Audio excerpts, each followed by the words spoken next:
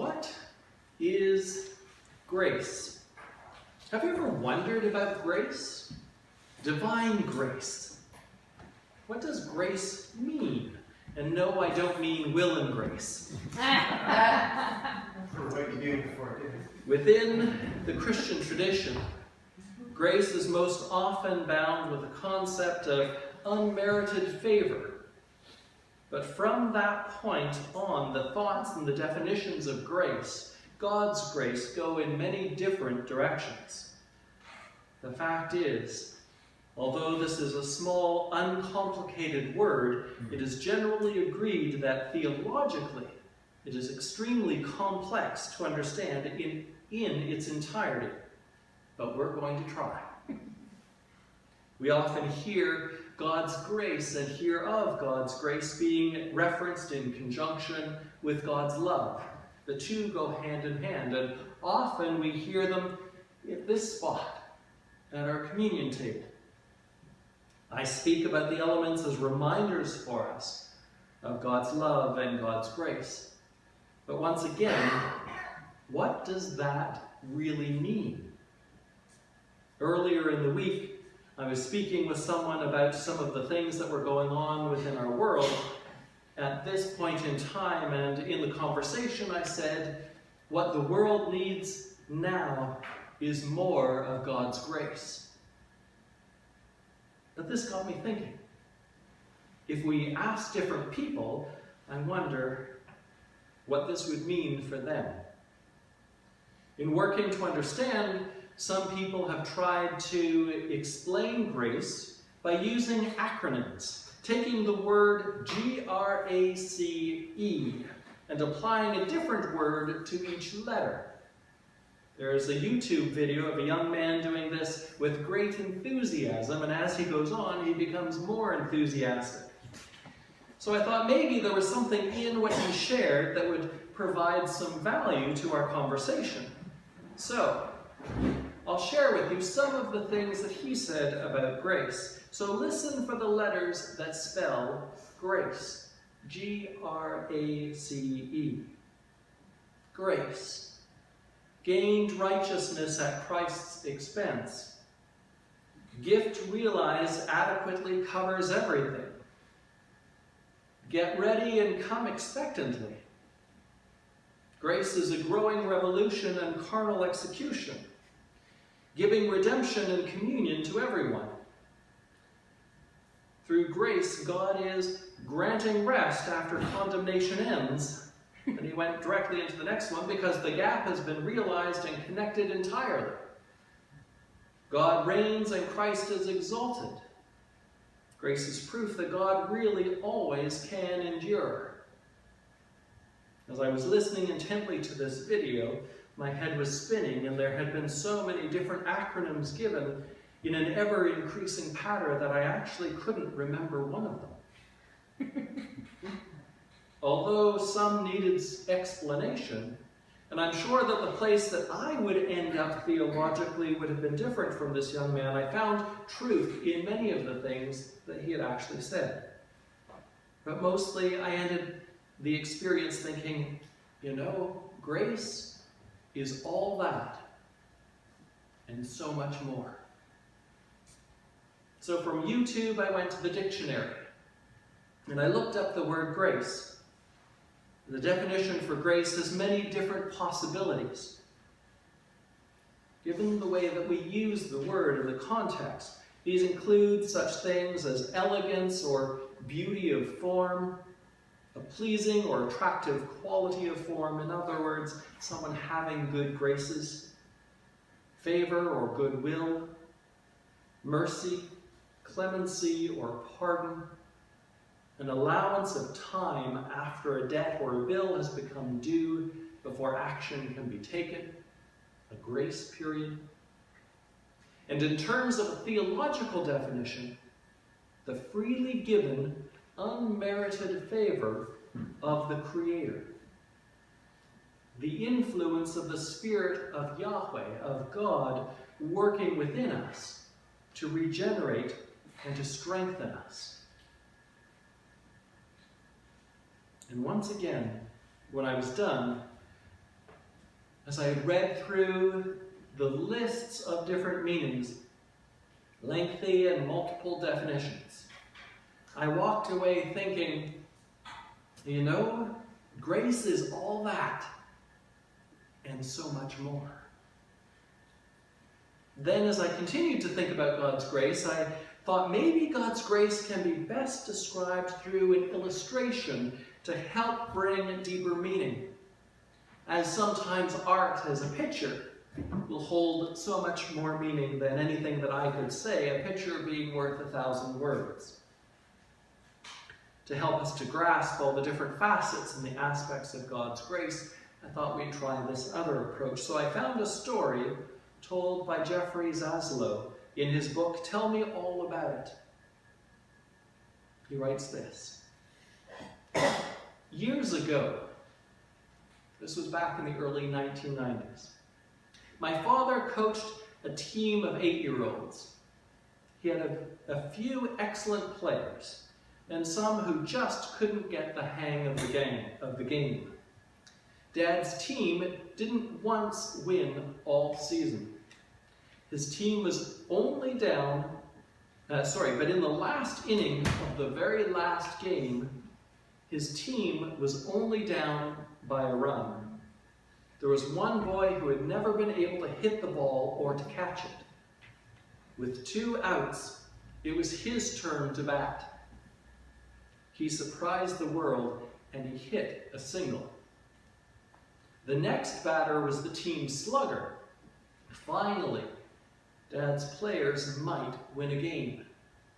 The slugger connected, and as the boy who hit the single ran to second, he saw the ball coming toward him, and not so certain of baseball's rules, he caught it.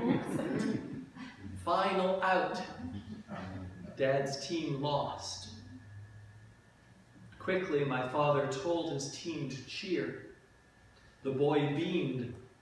It never occurred to him that he had lost the game. All he knew was that he had hit the ball and caught it, both for the very first time. His parents later thanked my dad. Their child had never even gotten in a game before that season. We never told the boy exactly what happened. We didn't want to ruin it for him. Until this day, I'm proud of what my father did that afternoon. Grace is all that and so much more. Sometimes grace is the God-given ability to do things that we can't do on our own. Sometimes grace is that feeling of warmth and belonging when we struggle to fit in and to find family. Sometimes God's grace is God saving us, God's salvation. Sometimes God's grace is needed for us to work with someone who, for whatever reason, is really annoying in our lives. They push every button that we have. We may understand where they come from, but it doesn't make them any easier to live with. But it's that grace that we receive that helps us to work with them. Grace is all that and so much more. For Christian people of faith, the central kernel of understanding lies in our being loved by God, as I was talking about at the start of our service with our concept of holy ground, that connection that each one of us has with God, each one of us being loved by God, the Creator, not because of anything that we have done or anything that we can do, but just because we are. So therefore, grace is unmerited, it's unearned.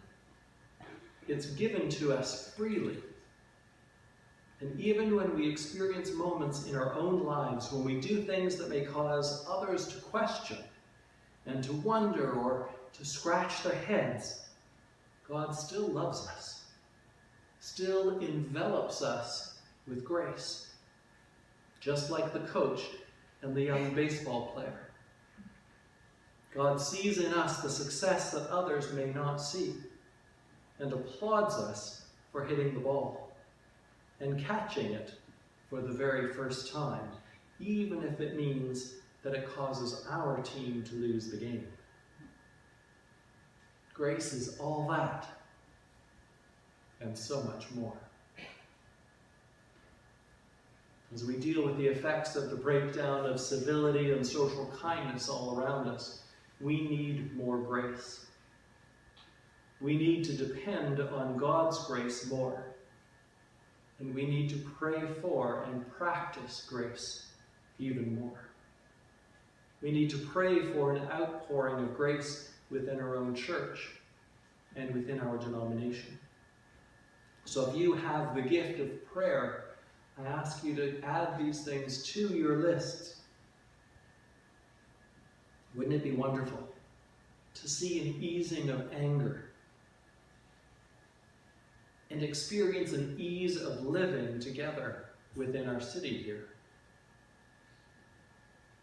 We can, if we just step back and think about gracious living, living filled with God's grace. Always being able to be flexible and loving no matter what, just like God is with us. To ride out the waves of life, the unexpected, the things that happen with us.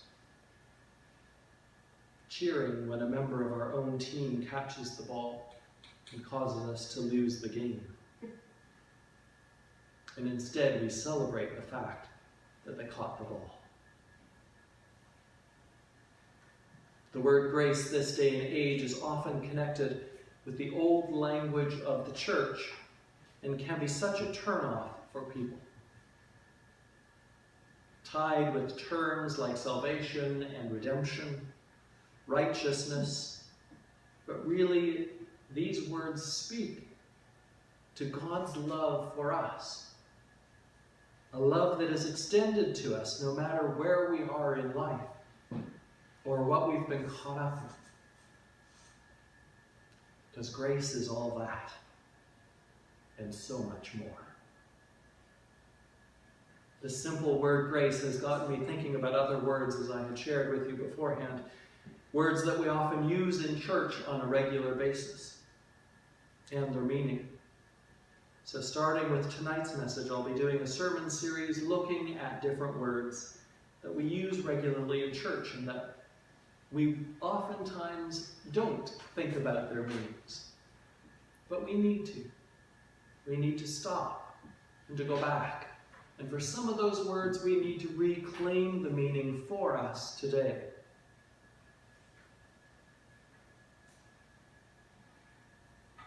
We'll look a little bit at the historical use, the theological use, and most importantly, their context for us today.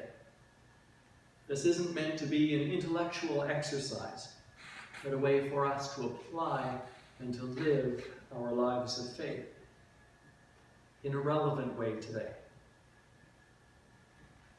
And as I've mentioned in your bulletin, you've received a scrap of paper, so if any words have come to mind, if there are any concepts that have come to mind, feel free to put those on those papers and pass them on. I can't guarantee that I will use absolutely every one, but I will do my best to incorporate things into the series. May God use this time to speak with each one of us. Amen. Amen.